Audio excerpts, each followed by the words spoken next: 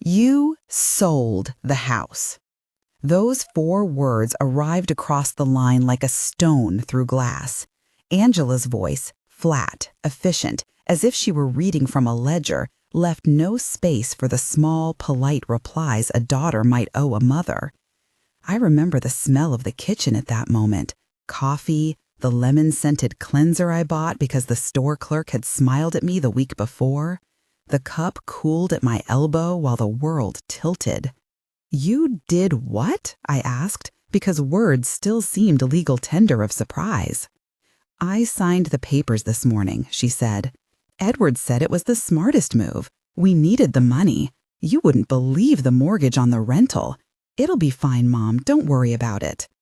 There it was, the casual handoff of a life I had thought belonged to me. She did not say sorry. She did not ask. She did not ask my permission. She offered fine instead, like a garnish.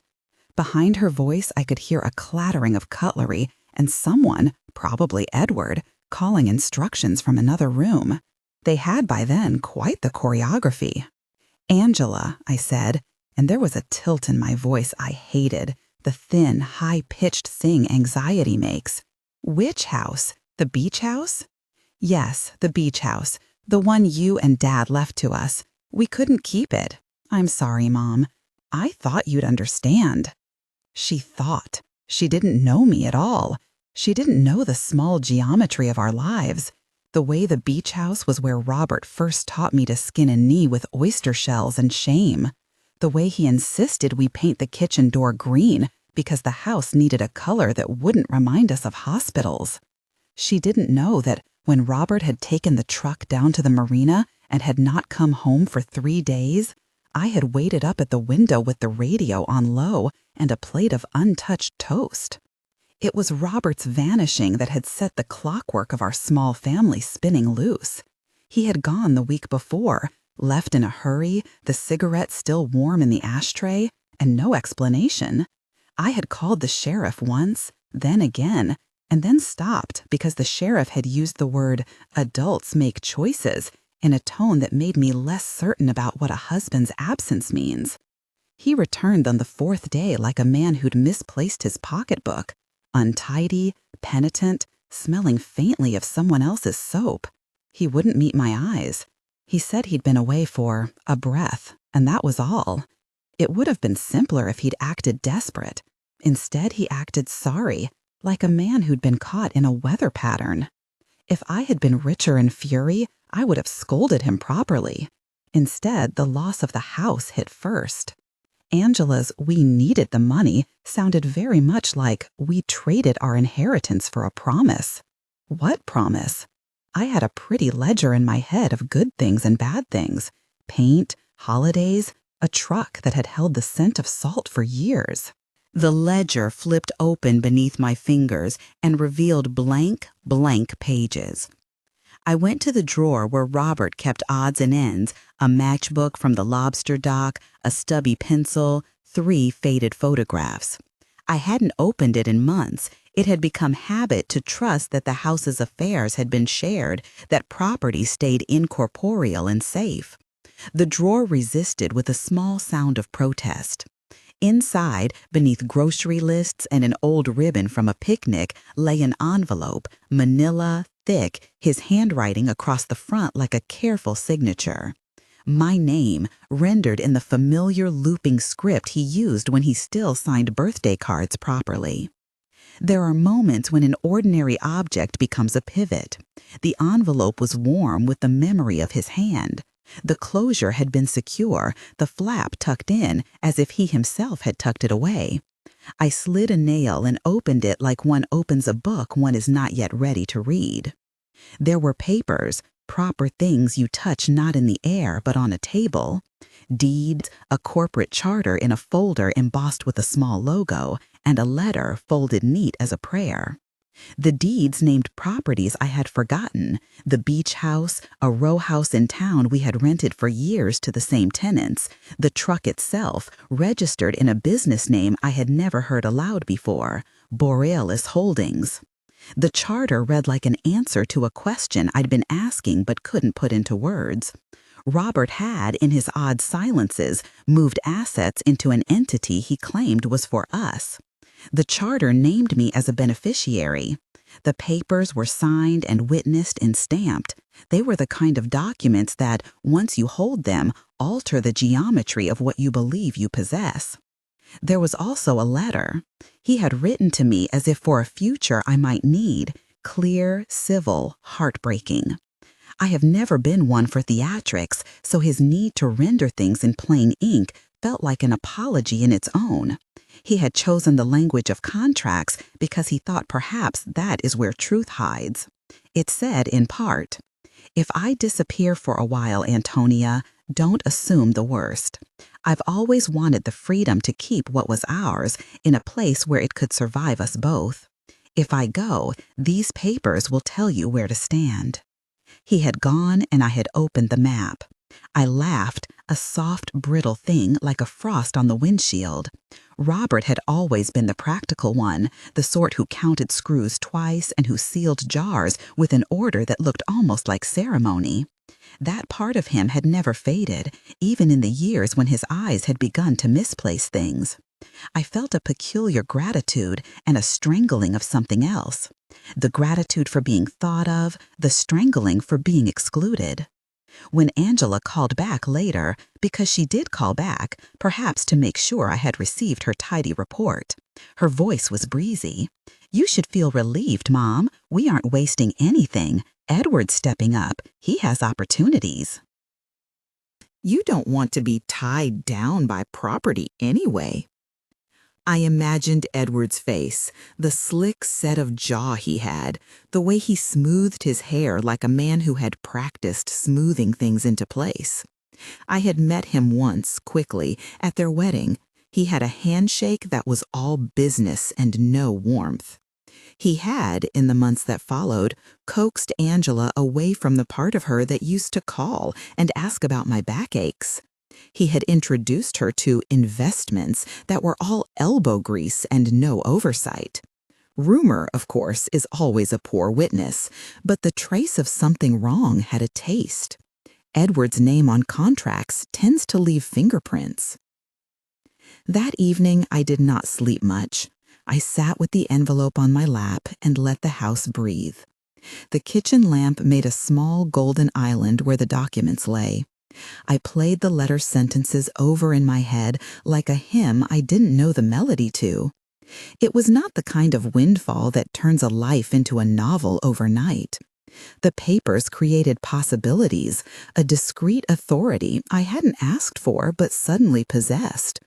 They gave me options I had never imagined, to sue, to reclaim, to instruct, legal verbs that feel like heavy, useful tools. The next morning, I walked over to Aurora's. She lives 3 doors down, the kind of neighbor whose sliding flagstone steps are as familiar as the pitch of her voice. Aurora makes a stew that smells like home and keeps chamomile on the porch rail. She stood in her doorway like an old sentinel, hair pinned up, hands full of tomato plants. "You look like you've swallowed a letter," she said, without preamble. "I found an envelope," I said, and told her. When I mentioned Robert's disappearance, she made a face like someone who had just swallowed a lemon. Her husband, years ago, had run a small pilings business and had left for 2 days once. The memory sat in her like a bruise. "You should go to Mr. Peterson," she advised. "He knows these things, quietly." I smiled because she always came back to the practical. "No shouting, then. Mr. Peterson is discreet." "Always," she said, "and he makes his coffee strong, which is necessary when people come in with their papers." Mr. Peterson was the kind of lawyer you go to when you want details arranged with the tenderness of a small gardener. He had the posture of a man who had learned to keep secrets between his thumbs, and a small green card file where he kept the names of clients who required a particular delicacy. He had helped Robert once, years ago, when a tenant refused to leave. Mr. Peterson's office smelled of paper and the faint citrus of something older. He listened to me like a judge taking notes without judgment. "You don't need to file suits on anger," he said when I presented the documents. He read the charter and the deeds with the same calm he used to open envelopes.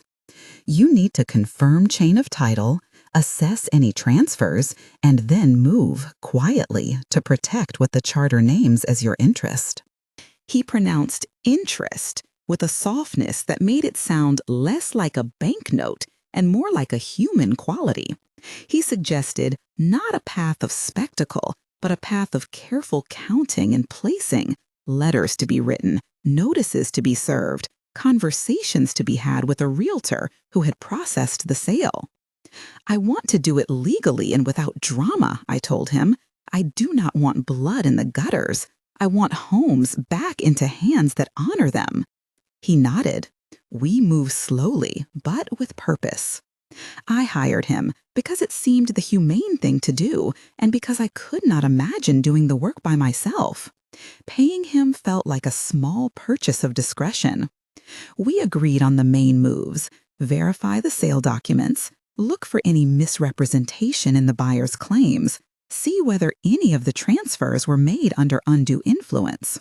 He asked me a few soft questions about my relationship with Angela and Robert, then folded his hands as if to say all of that had always explained more than any document. You'll want to decide what you want, he said finally. Reclaim the beach house, keep the rental, turn the truck reclaim into leverage. Leverage, I mimicked. The word felt both useful and oddly modern. It was not the language of my marriage, but it was the language of people who move property like chess pieces. My aim, I said, is not to punish. It is to teach. Those can be the same thing, he observed. He would be careful, I knew. He had clients who preferred the drama of a courtroom, like one prefers thunder on a hot night. They found cleansing in the loud. I did not want shouting. I wanted an education. I wanted Angela to understand that choosing a rescue is different from earning a living. I wanted her to know the dignity of honest effort in the way a child learns, not by being told the difference between straight lines and crooked ones, but by drawing them with a steady hand. Meanwhile, life carried on in small grotesques. Robert reappeared after 5 days. He came to the kitchen without announcement and stood in the doorway like a man surprised to find his house still present. He had a new shamble to him, a kind of nervous stiffness. On his arm, walking slightly ahead as if to steer him, was a woman I hadn't met before, Maya Bennett. She was not like the other people who drifted through our life. Maya was not showy. She was a black woman with a steady face, late 30s if I had to guess, hair gathered in a practical twist, a sort of worn cardigan around her shoulders. She had a satchel with papers that looked more organized than sentimental, and she moved with a calm exactness that made the air around her feel less likely to crack. Robert introduced her with that particular muffled embarrassment of a man who thinks he has done something wrong and is trying to soften the fact with a name. "Antonia," he said, "this is Maya." Maya smiled, and the smile was small and clear. "Pleasure to meet you," she said. Her voice had the precise note of someone who had spent years in rooms where instructions mattered. Maybe a nurse, maybe a teacher, maybe someone who had learned to ask and to listen. "I should have let you in sooner," Robert added, but his eyes kept skittering away as if they feared I would startle at a truth he had not yet delivered. I did not let myself be startled. The envelope was still in the drawer. The papers were tucked into a folder on my table where Mr. Peterson had asked I keep them. I had recycled much of my fury into a cool, practical energy. I greeted Maya and extended a hand as if we were meeting at some polite small social, the moment honest and not theatrical. She took my hand like one carries a tool. Her grip was gentle and exact. Later, when we were sitting at the small kitchen table and Robert had gone to make tea with a great show of domestic friction, tearing the tea bag open, misplacing 2 teaspoons, Maya told me about herself. She had come into Robert's life working nights at the nursing home where he volunteered for an afternoon painting program. She said she had been divorced for a few years, had a sister in the next county who babysat occasionally, and that she did community outreach work, helping people navigate the maze of forms that come with illness. She said it as conversation, not as a confession. There was no attempt to explain a moral geology I might have assumed. "You didn't know," Maya said to Robert with a small smile. "You did not tell her you ran off." He made a sound with his mouth that was a little like a child's apology. "I know," he said. Why did you go?" I asked. The question had been waiting on my tongue for days, like someone at a door.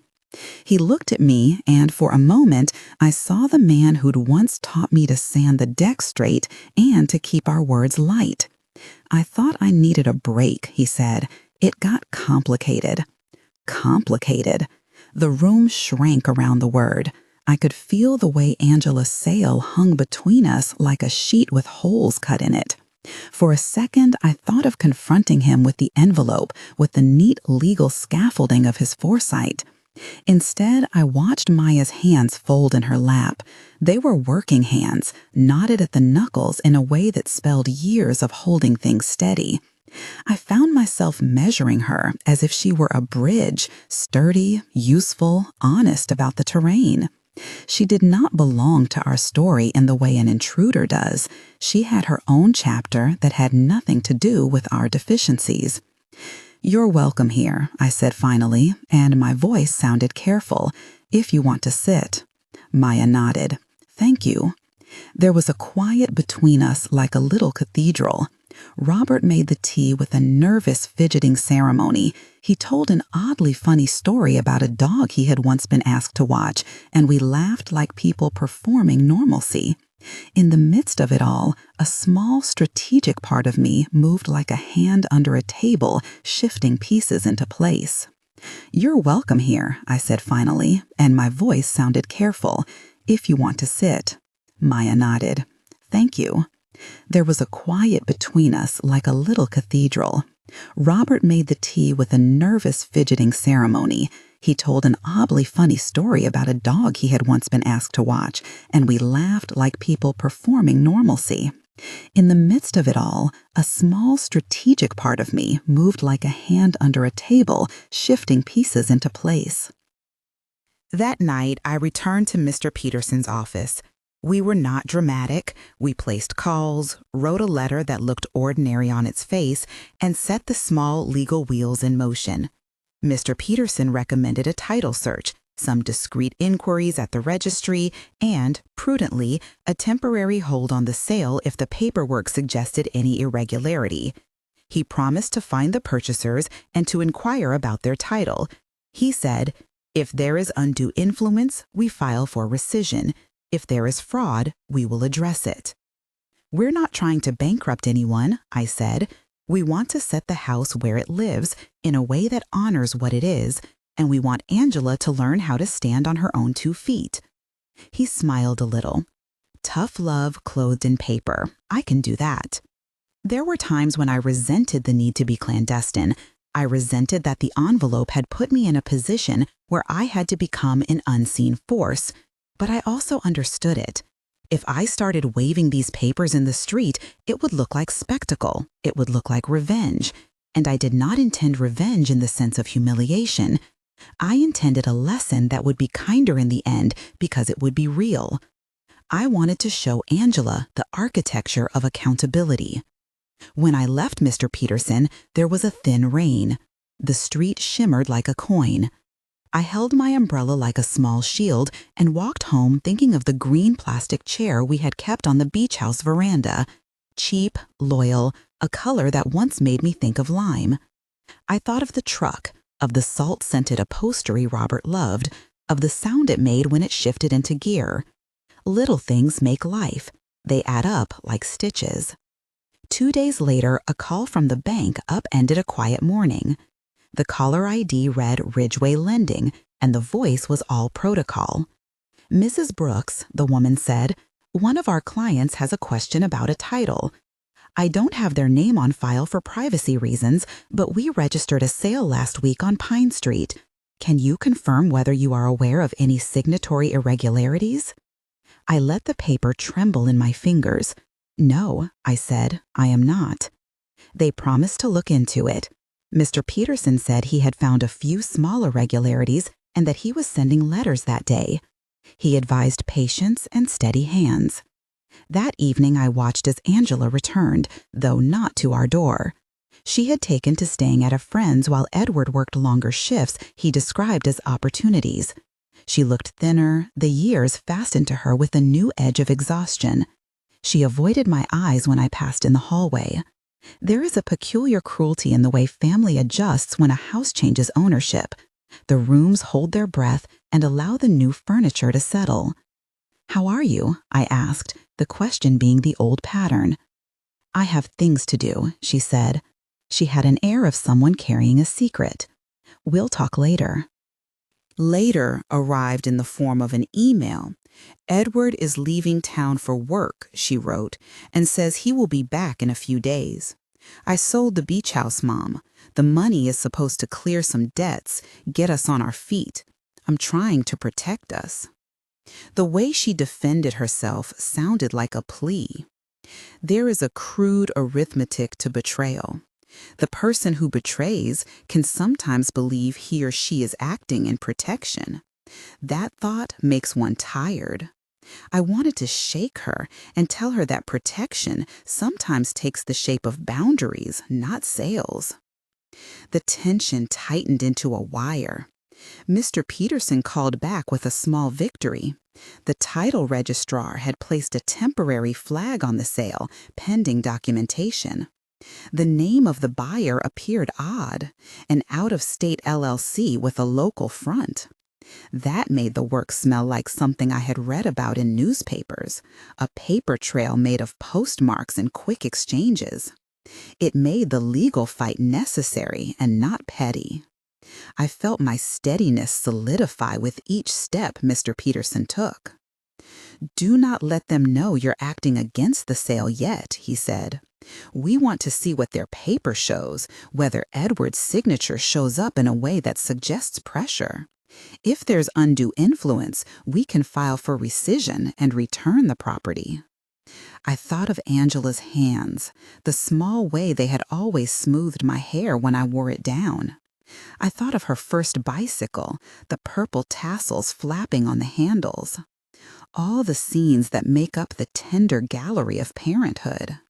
I thought of what lesson she needed, not the humiliation of spectacle, but the shock of consequence tempered by a net. I arranged a safe for some of the original papers and left the rest with Mr. Peterson under a claim of attorney-client privilege. I felt an odd dichotomy. I wanted to protect my child from ruin, and I wanted her to know the architecture of standing. I told Mr. Peterson quietly that when the time came, I wanted a meeting, not in court, not in public, but in his office, where he had enough decorum to make our conversation feel less like a trial and more like a lesson. "Will she understand?" I asked him. "People understand different things at different times," he said. "Some understand through words, some through losing privileges.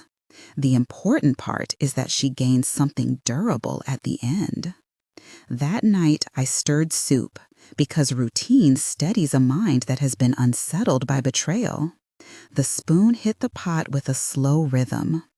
Robert sat at the kitchen table and kept mostly to himself. Maya cleared dishes with the practiced movement of someone who cleans more than clutter. She cleared atmosphere, too, with her calm presence. She answered Robert's small questions with patience and a degree of practicality that made him relax, just a little. I found myself grateful for her steadiness and yet protective of the house which had been our instrument for years. On a late Thursday, as the sky was doing that low watercolor thing late afternoons do when rain is still a threat, a man came to the door insisting he had paperwork to deliver. He was a courier, plump, nervous, his hairline retreating in a way that suggested he had been told, politely, to be efficient. He presented a pile of documents stamped by a notary and the title company. "Delivery for Mrs. Antonia Brooks," he said. My hands took the papers as if they were small, living things. In the stack was a photocopy of the bill of sale for Pine Street, a purchaser's name stamped neat, and, curiously, a receipt for a payment to an account in Edward's name made the morning before the sale closed. There was also a tiny note scribbled on the back of a receipt in Angela's handwriting. "For now, we'll fix this later." I carried the papers to the table and stacked them like a tower. The manila envelope had become a small command center.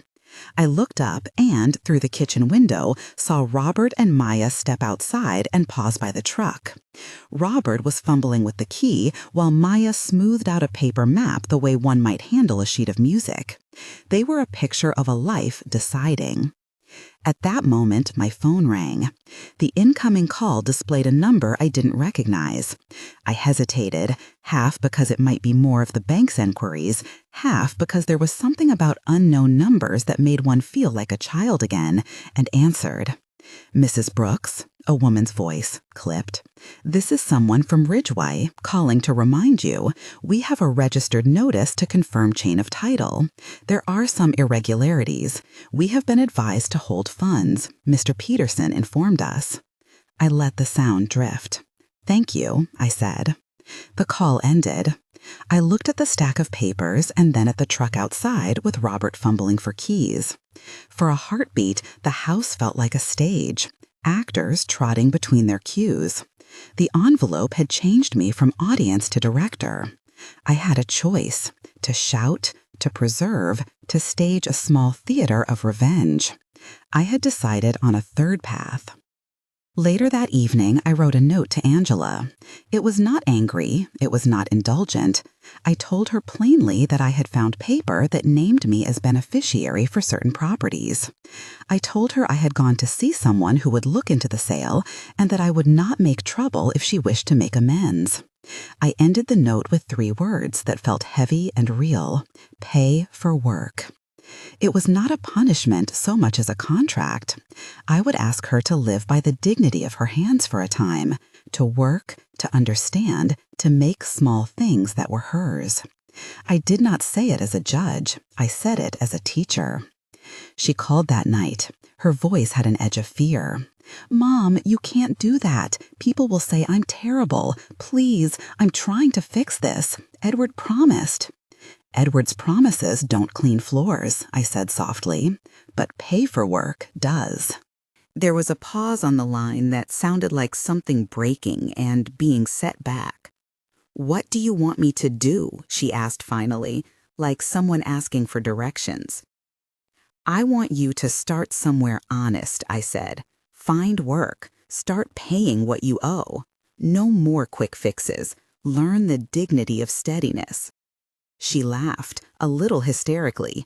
"Work? Mom, I have no." "Find it," I said. "There are shelters that need night staff. There are places where people hand you aprons and expect you to show up. Go and show up. You will learn a different math. You will not be quick pleased. You will be steady." "I can't believe you," she said, the disbelief of the child who had been mothered now reversed. "Believe me," I said.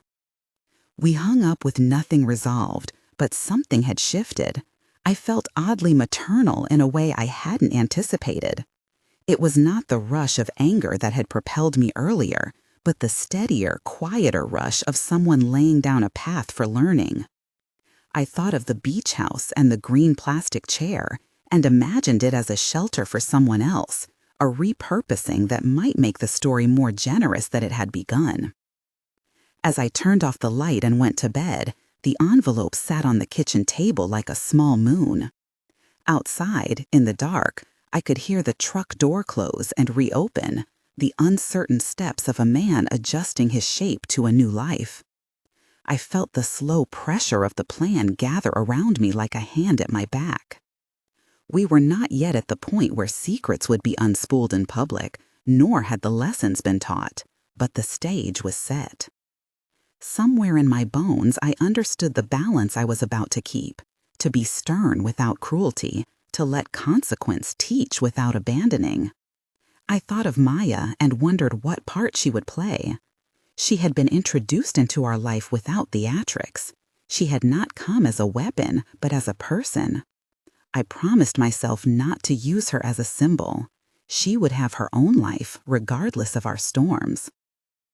The next morning, as rain polished the street awake, my phone buzzed with a message that made my heart hiccup. A photo of Angela in a work uniform I had never seen her wear, bright blue, hands folded, and a smile that looked forced but real.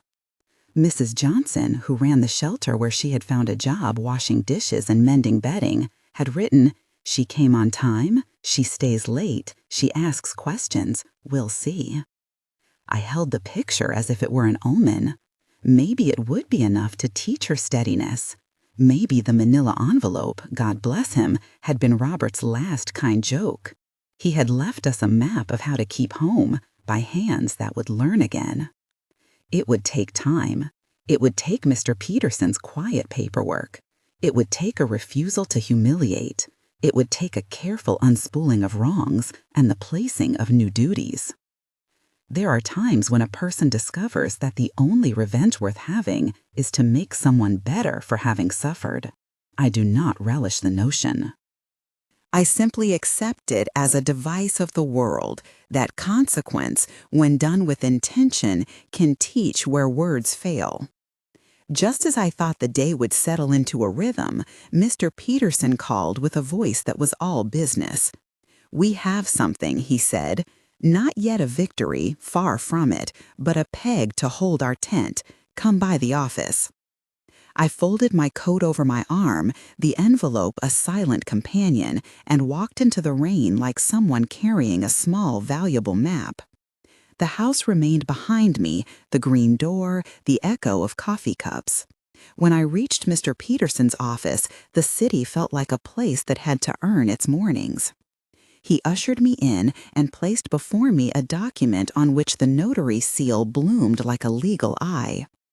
This purchaser used a third-party signature for a supplemental document, he said. It may be that Edward forged a signature or that someone pressured our client. Either way, it gives us grounds to open an investigation. "Can we get the house back?" I asked, though the answer mattered less than the method by which we would do so. "We can," he said, "but not by shouting, by method and time." He slid another folder across the table.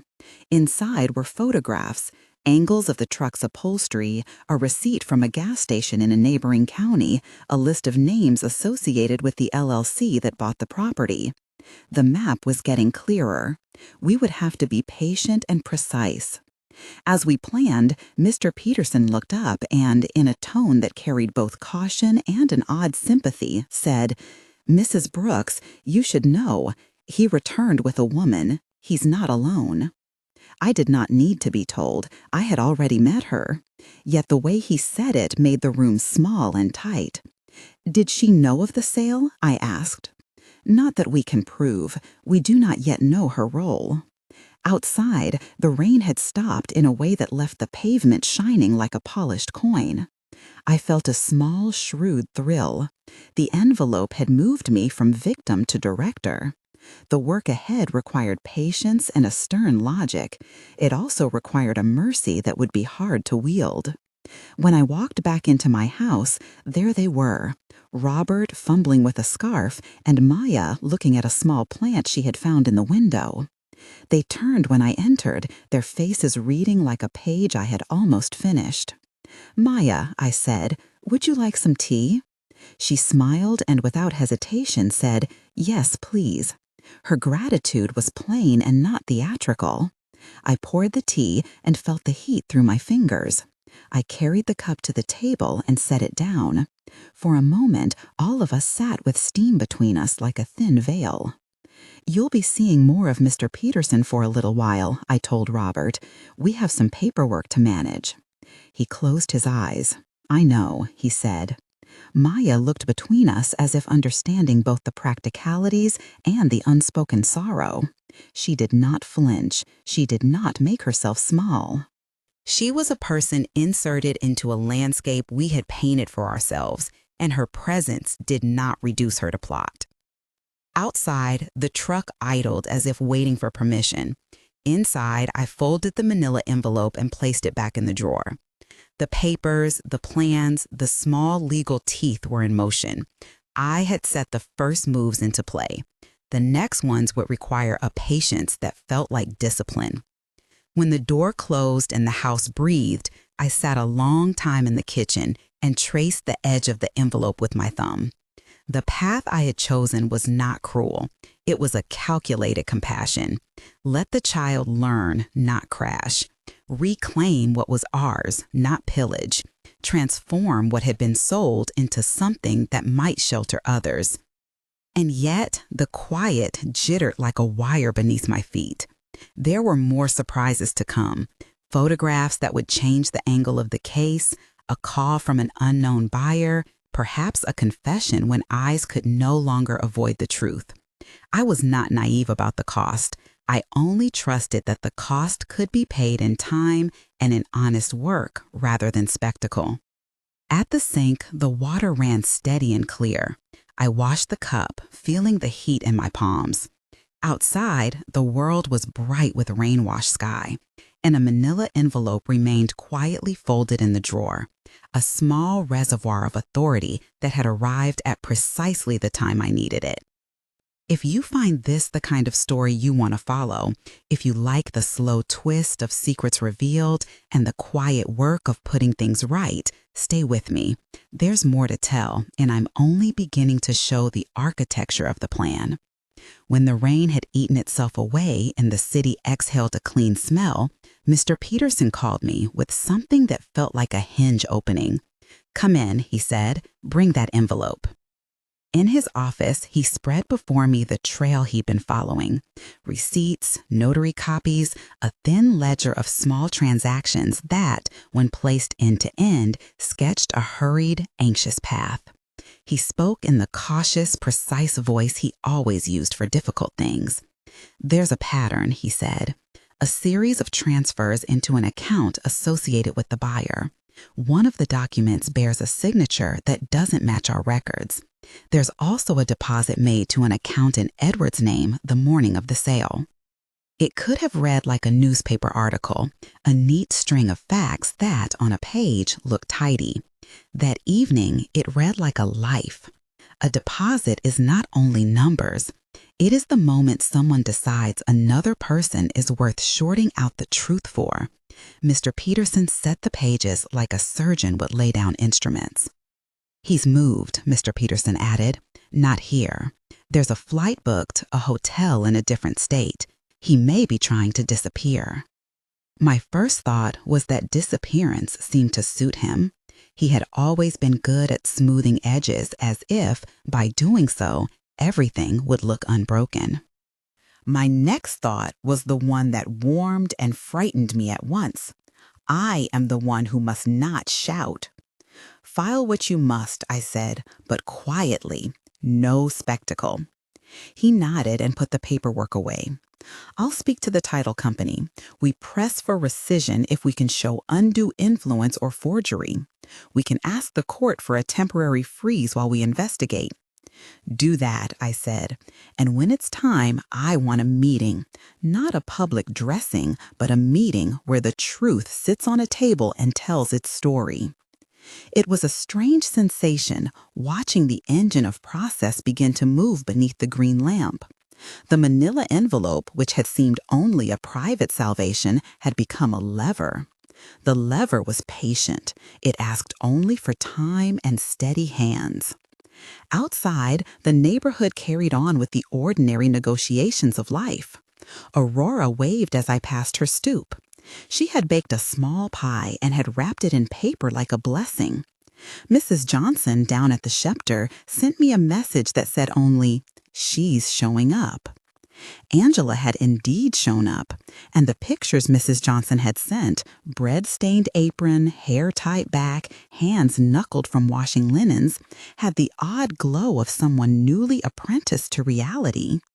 It is remarkable how a set of small, repeated acts, arrive on time, wipe your station, accept instruction, can build the architecture of steadiness.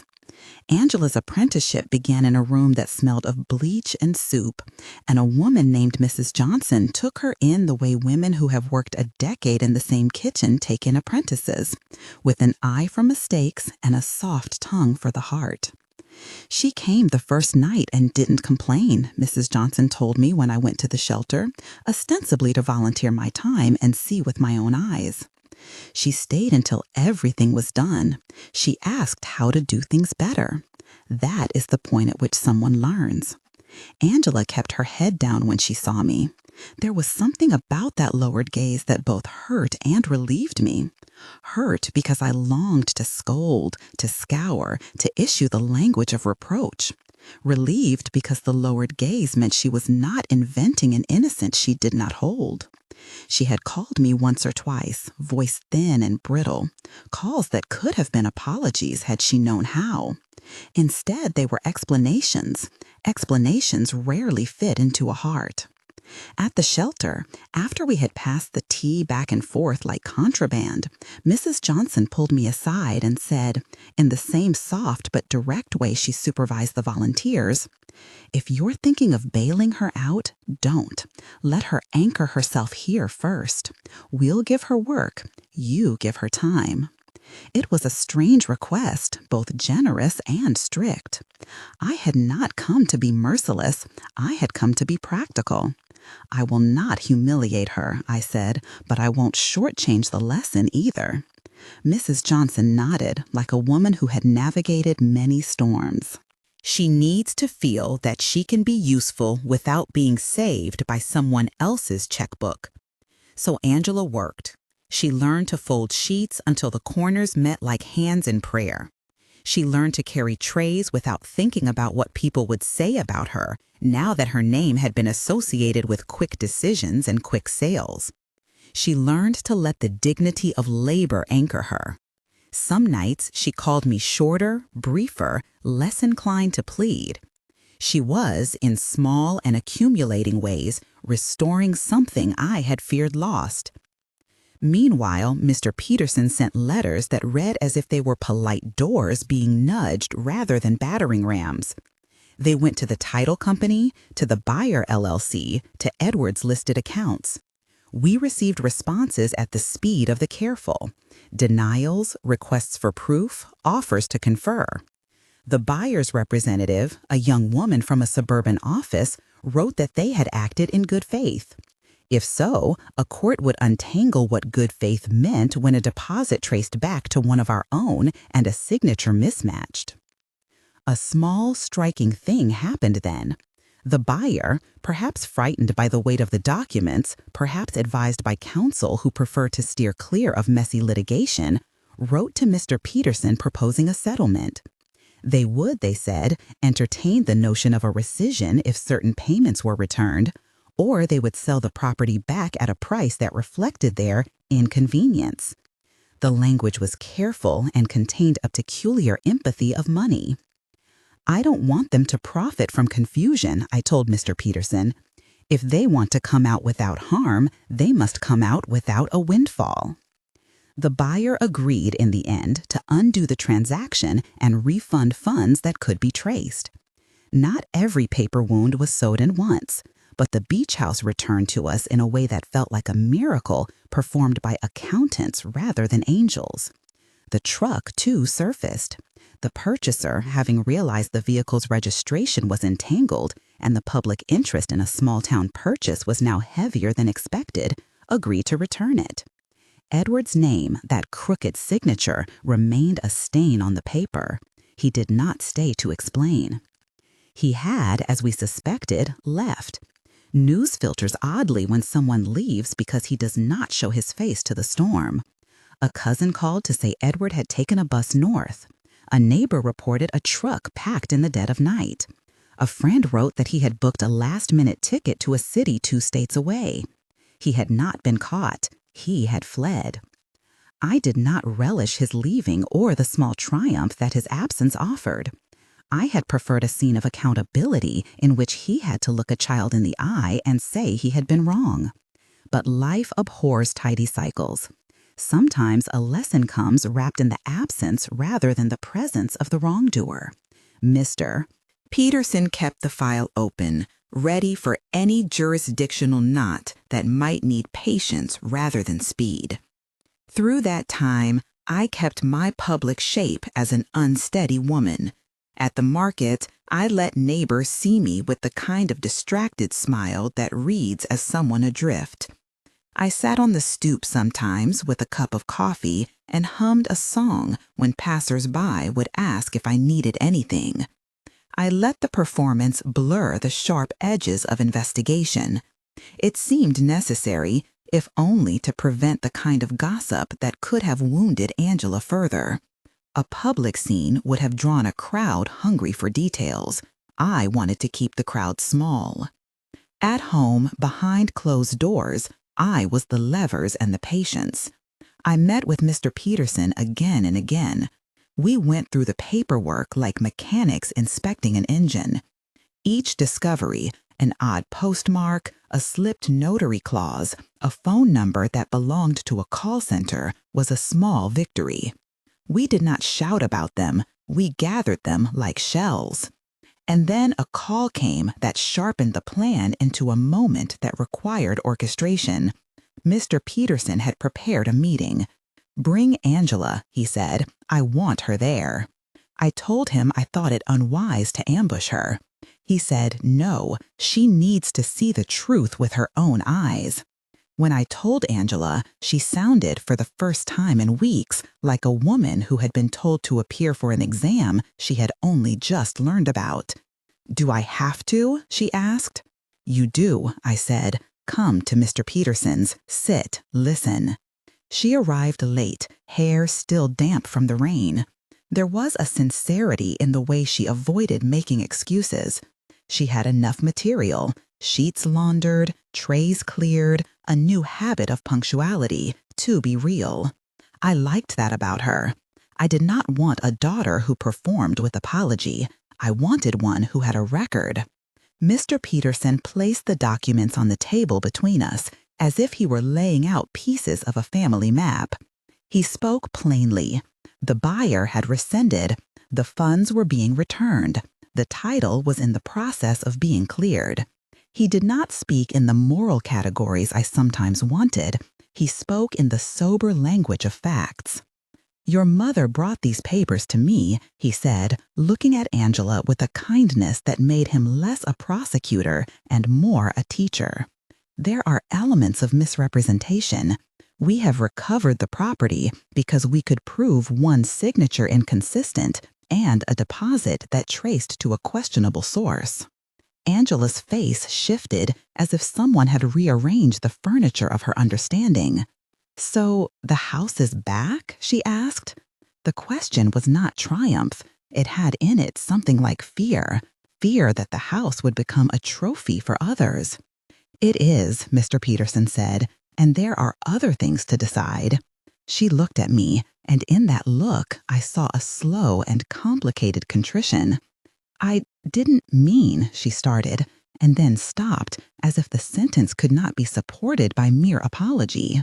"You sold without my consent," I said.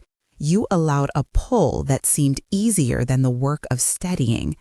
My voice did not aim to shred.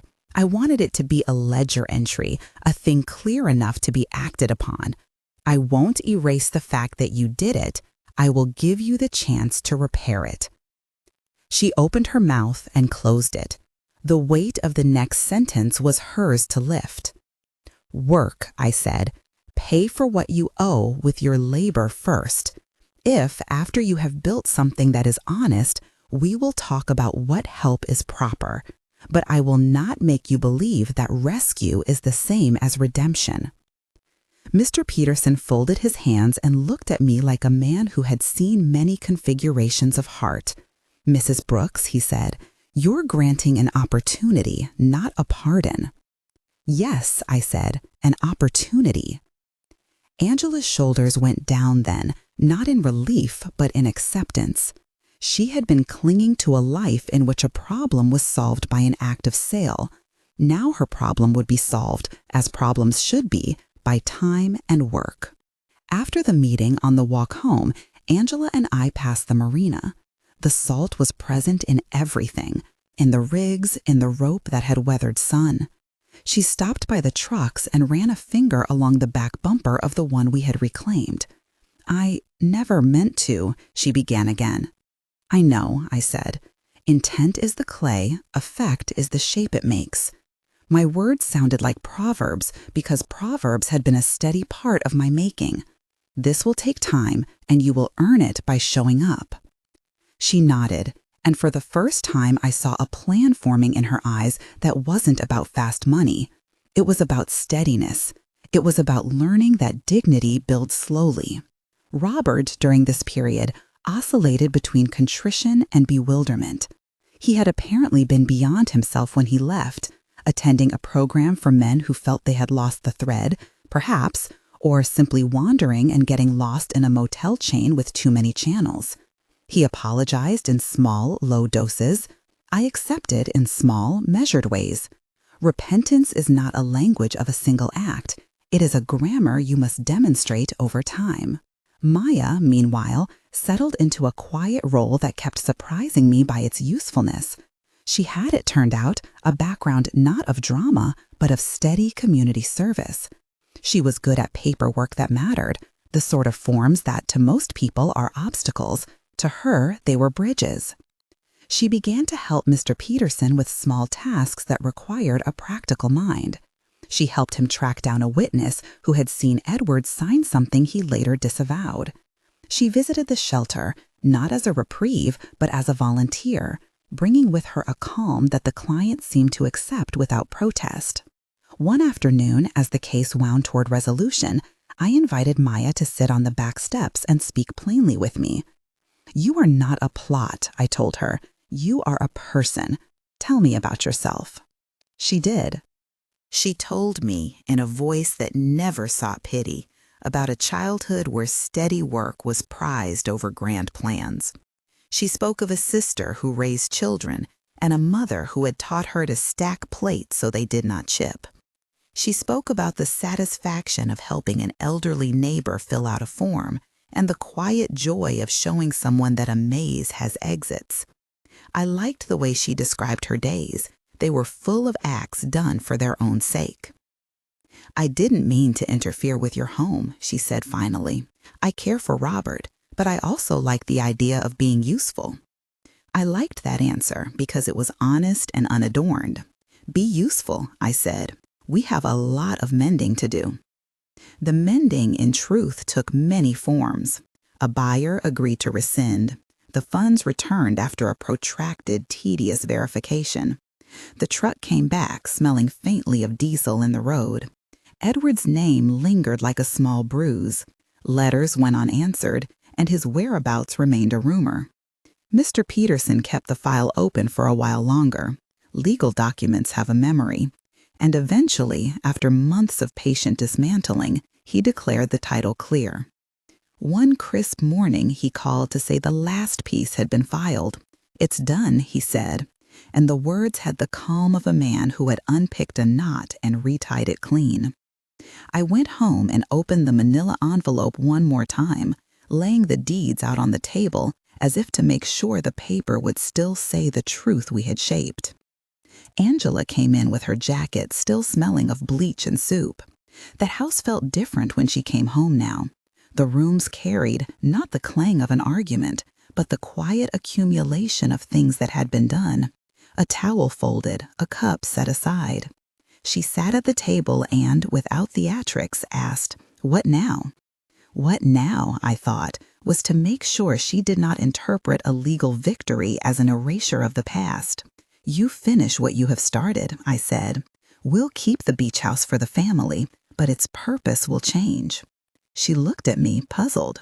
"Change?" "I want it to be useful," I said. "I want us to turn it into something that shelters and teaches. A place where people can come and rebuild the way you have been rebuilding. There are women who need a place to be steady. You will help run it. You will be part of the work, not only as someone who erases debt, but as someone who builds dignity. It was an idea that sat in the air between us and then settled like sun. It carried both restitution and a plan for the future. One more education, but not punitive. Angela exhaled. Will you trust me to do that? I will, I said, but not at once. We'll build this slowly. We'll staff it with people who know how to teach, like Mrs. Johnson. We'll have rules and work and time. And you'll be there, not because you were saved with a check, but because you earned the place with service. It was an idea that sat in the air between us and then settled like sun. It carried both restitution and a plan for the future. One more education, but not punitive. Angela exhaled. Will you trust me to do that? I will, I said, but not at once. We'll build this slowly. We'll staff it with people who know how to teach, like Mrs. Johnson. We'll have rules and work and time. And you'll be there, not because you were saved with a check, but because you earned the place with service. She took the offer like someone taking a tool. She did not yet know how to use it well, but she wanted to learn. A part of me suspected that she would become better at it than she imagined. She had a way of being earnest when she surrendered to a task. There was, in the arc of the plan, a public moment needed, a calm explanation where nothing was shouted and the heart could speak. I arranged for it to be in Mr. Peterson's office, not because I wanted a performance, but because I wanted a space where truth could be said clearly and where legal paper could be present without becoming the star. When the day came, the office smelled of new coffee. Mr. Peterson sat between us like a mediator. Angela arrived early and Maya arrived later, carrying a small folder that contained her credentials and a few notes about community resources. The room had the intimate gravity of people who are about to set a ship's course. I began, not with drama, but with what I had learned. There are ways to rescue people, and there are ways to enable them, I said. I chose a way I thought would teach. Angela's hands trembled as they had before, but steadier. You let me fall, she said. The admission was sharp and honest. I let you see the consequences of a quick fix, I said. You needed to find steady work, not quick money. You needed to learn that there is dignity in arriving on time and doing your share. She looked at Maya then. I had arranged this moment too, not to humiliate the man who had fled, but to fold another person into the future we were building. Maya, I said, and the word felt like a bridge. This is Maya Bennett. She has been helpful in ways that matter to everyone here. She is steady, practical, and she has experience with community outreach. Maya straightened and looked at Angela without an ounce of triumph. She offered the kind of handshake that is a promise. I don't know the whole story, she said, and I don't need to. I know how to make a bed, how to fill a form, how to sit with someone who is frightened and help them fill out an application without making them feel small. What I want, I said, turning back to Angela, is for you to work here, to help run the place, to learn how to build something that lasts. Angela looked at me and then at Maya. Will you be part of this? She asked Maya. Maya shrugged, an honest little gesture. If you mean, will I help? Yes. If you mean, will I stay? I can't promise forever, but I can promise presence. I can do this work, and I'm willing to teach what I know. The room felt less like a courtroom and more like a table where people decide to be useful together. It was, in the large scheme of things, the kind of reconciliation I wanted. Not an erasing, not a theatrical forgiveness, but a shared plan. Over the months that followed, the beach house became a different kind of place. We renovated modestly, new mattresses, rugs that could be cleaned, a kitchen with workstations for people learning to cook for themselves. It was not an instant transformation. It never was. The work demanded patience, the very quality I had insisted Angela learn. Angela found herself, almost by surprise, enjoying the discipline of the program. She learned intake protocols, managed volunteers, sat on the floor with women who had been homeless, and learned to scrub a pot without turning it into an indictment. She earned not money that could be counted as a cure, but respect that spoke in small, repeated acts. It steadied her in a way no one-time payment could have. Maya, who had been uncertain of the permanence of anything, stayed for longer than either of us expected. She became a dependable presence, arranging transport, translating forms when necessary, organizing a small community clinic that would come on weekly visits. Her warmth never pretended that everything would be easy. Instead, she offered competence and the steady expectation that people could try again. Robert, who had been a wandering sorrow, also found a place, less central perhaps, but sincere. He helped with repairs, fixing a deck board here, teaching someone to sand a table there. His contrition lived in small acts, and in the community's eye, he was accepted as a man who had learned to be useful in very ordinary ways. Edward's absence remained a quiet notch in the wood. He did not return to stand and explain himself. News reached us much later by way of a social media post, a brief, flippant note of a life moved on. His thing is gone from our daily life, which felt like mercy. There were days when my resolve loosened, where the thought of cruelty came close to comfort, when I longed to have punished more publicly. But in the end, what I most wanted was that Angela learn to stand, that the people who needed shelter would find one, and that what had been a family house would become something else, a place where someone could come and be taught how to keep steady. We opened the house with a modest ceremony. Aurora brought her tomato plants, Mrs. Johnson came with a tray of sandwiches, Mr. Peterson showed up with a quiet smile, as if relieved for the paperwork to retire. We did not stand in a spotlight. We gave short speeches and then made tea. I introduced Maya publicly in the garden, not as the replacement in a scandalous way, but as a partner in the work we were going to do. "This is Maya Bennett," I told the small crowd of neighbors and volunteers. "She came into our life quietly and proved herself useful. She will be one of our leaders here." Maya smiled in that shy, clear way she had. People nodded. No one made a spectacle of the past. They stood and accepted the new configuration as if it had always been possible. At the ribbon cutting, Angela said something that surprised me. "When I sold the house, I thought it would fix everything," she told the small circle. "It didn't. It broke me for a while, but then it taught me how to fix things with my hands. I'm grateful for the people who've taught me how to be steady." I felt something loosen then, an emotion like a knot untying. It was not glee, it was deep relief and something like pride. She had earned her place at the table. She had not been given a ticket to pity. She had been asked to participate, and she had. In the quiet of evenings, when the house settled and the sea pushed its familiar soundtrack against the windows, I would sit on the porch with a cup of tea and think about the manila envelope. Its paper had once been a private reserve. It had become a bridge to many things. A legal lever, a lesson, a shelter. I never enjoyed the part of the plan that required my child to feel small. I only tolerated it because I believed the end would be truer than a flash of revenge. Maya and I became, unexpectedly, friends. We took slow walks and compared notes on the best way to organize a pantry.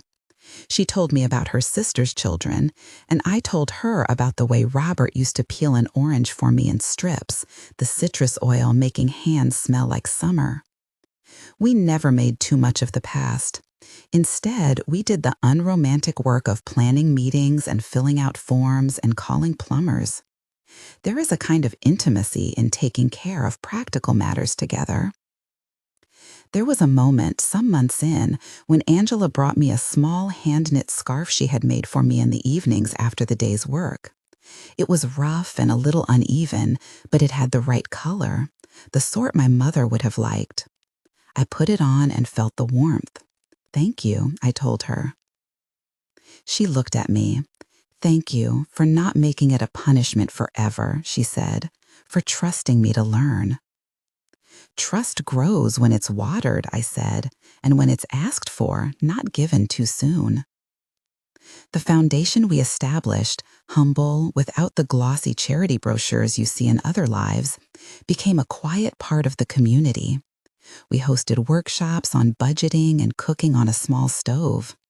We cooked in a woman who had been living in her car and helped her reunite with a son she had lost contact with. We paid attention to the small ways dignity rebuilds a life: clean sheets, a listening ear, a consistent appointment.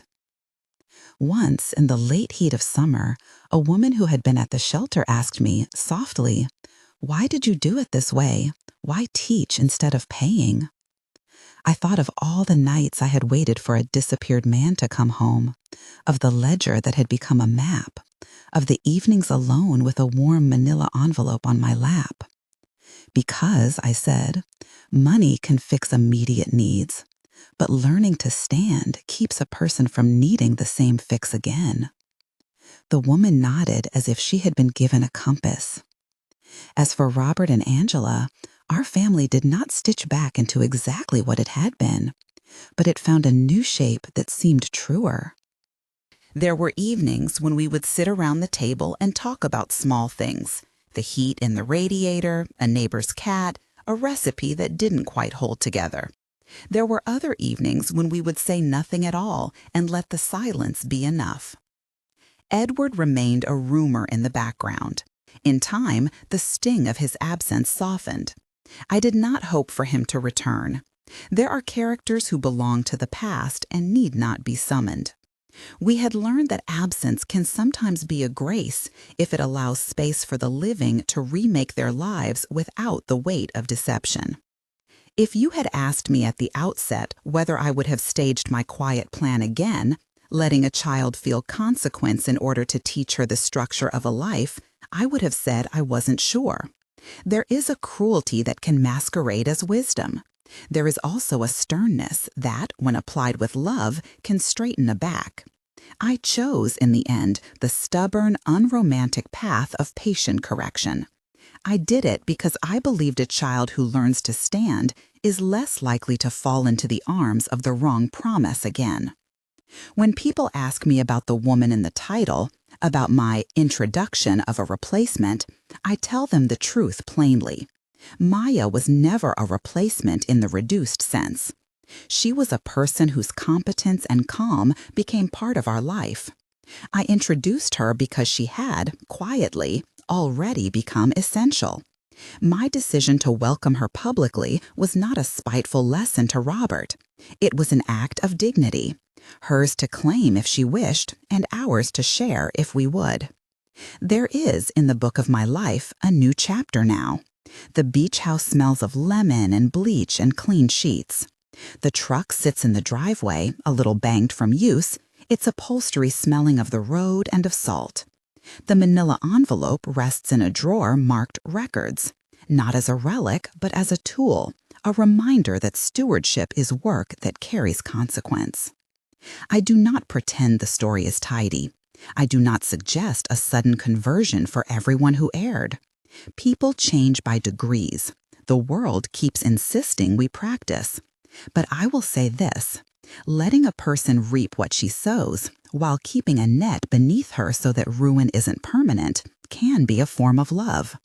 It is, in my reckoning, the place where mercy and discipline meet.